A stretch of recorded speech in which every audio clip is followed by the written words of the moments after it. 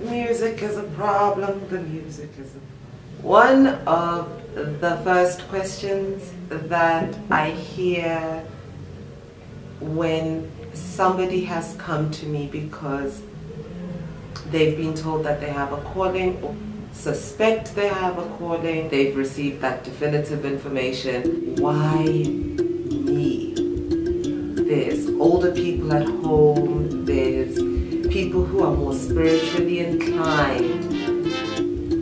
Why is this thing showing up with me? Hello and welcome to Sangoma Society. My name is Hani Magwagwa Ngingumakhosi Unomawoto Emsamo, and this is Sangoma Society, where we aim to demystify all things pertaining African ancestral spirituality. And today we're talking about why it is that certain people would have callings in the same family as opposed to others. So this conversation is specifically around ancestral callings that require intwaso, and we've already spoken about why ancestral callings exist in bloodlines. If you haven't seen that video, I'm going to link it down below. But today I want to go into the specifics of why one person over another. So, if you've watched that previous video on why ancestral callings run in certain bloodlines, you would understand that in terms of your family's ancestral lineage, there is that existing arrangement that certain ancestors would come through people who incarnate into that bloodline in order to resolve certain aspects of their karma. Now, why is it one person over another? Comes down to individual karma, comes down to agreements that were made, and comes down to how you intend to resolve your karma. Yours, not the ancestors.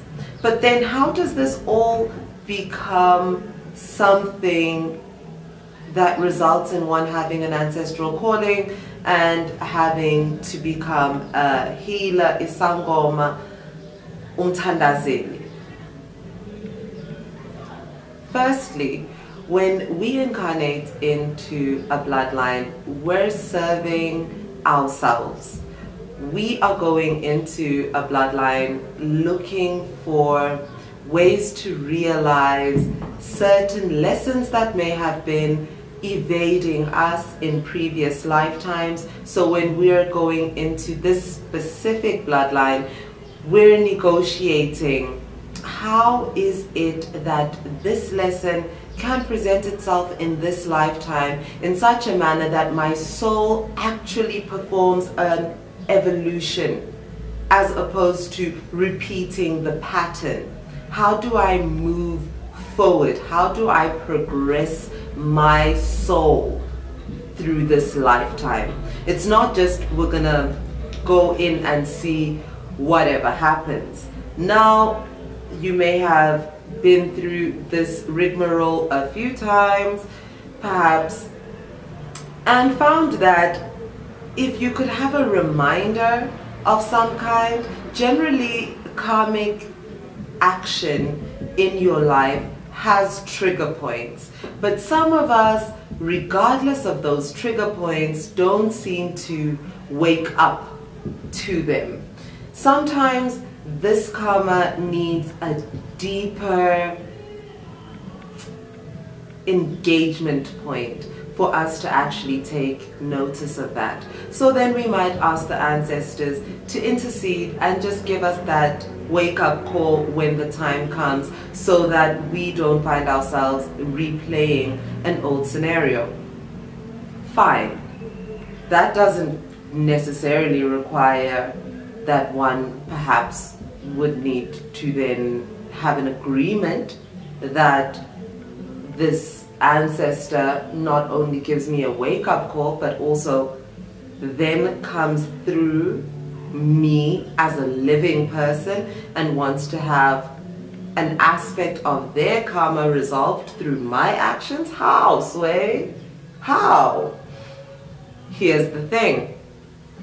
If you have a synchronicity with someone in this bloodline that you want to incarnate into, and you're sharing the same story, you know, you have the same kind of karma that you want to resolve. You took the same kind of action, and now you want to confront that karma, resolve that, and absolve it in this lifetime. Then you might find that this ancestor, if this bloodline has that knowledge of how to come through its own progeny, this ancestor could then say, okay, look, we're going to get through all of this together, and this is how it's going to happen.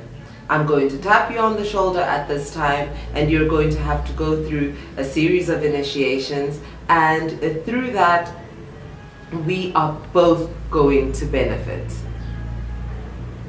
Do you see how this is a dual benefit relationship? It's not just about them, it's also a lot about you, and how to remember that this is not just a new happening, but something that's happened before. They're there to come through and remind you, and then through the actions that you would then take as someone who works on behalf of their ancestors, you would then be attending to both of your karma, both their karma and your own personal karma through the action that you take.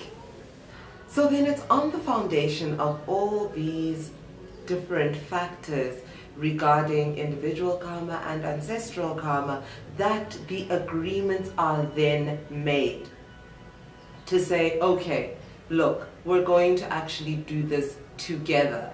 And because you'll be on my team, I'll be on yours. So when the time comes, then that's why it's you.